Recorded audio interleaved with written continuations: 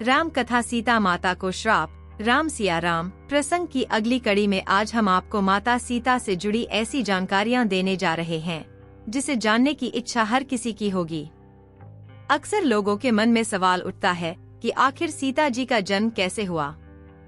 राजा जनक की बेटी का नाम सीता क्यों पड़ा? माता सीता की उत्पत्ति कैसे हुई? एक तोता ने सीता माता को क्यों और क्या श्राप दिया था? ऐसे ही कुछ खास प्रश्न। माता को तोता ने क्यों दिया था श्राप? पौराणिक मान्यता के अनुसार एक बार सीता माता ने नर्मदा तोता को अपने पास रख लिया था।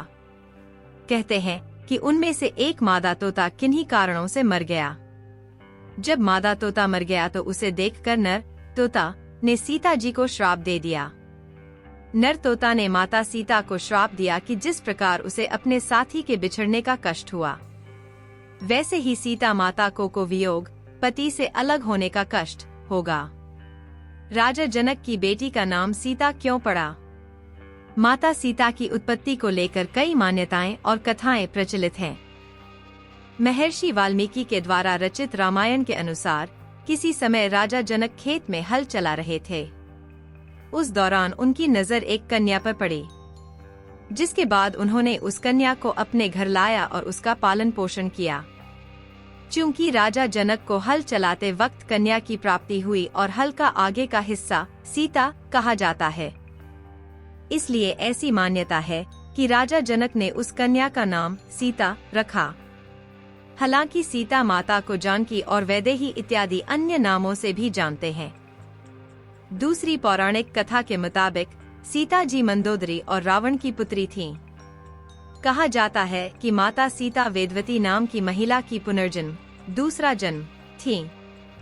मान्यता के अनुसार रावण के प्रकोप से बचने के लिए उन्होंने आत्मदाह, आग में खुद को समर्पित कर लिया था।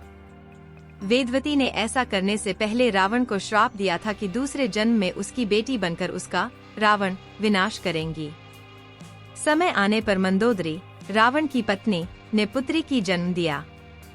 यह जानकर रावण को वेदवती के द्वारा दिए गए श्राप याद आया, जिसके बाद रावण ने अपनी पुत्री को समुद्र में छोड़ दिया। कहते हैं कि समुद्र की देवी ने उस कन्या को धरती माता के हवाले कर दिया। वही कन्या आगे चलकर सुनैना देवी, जनक की पत्नी और राजा जनक की बेटी सीता के नाम से जानी गई।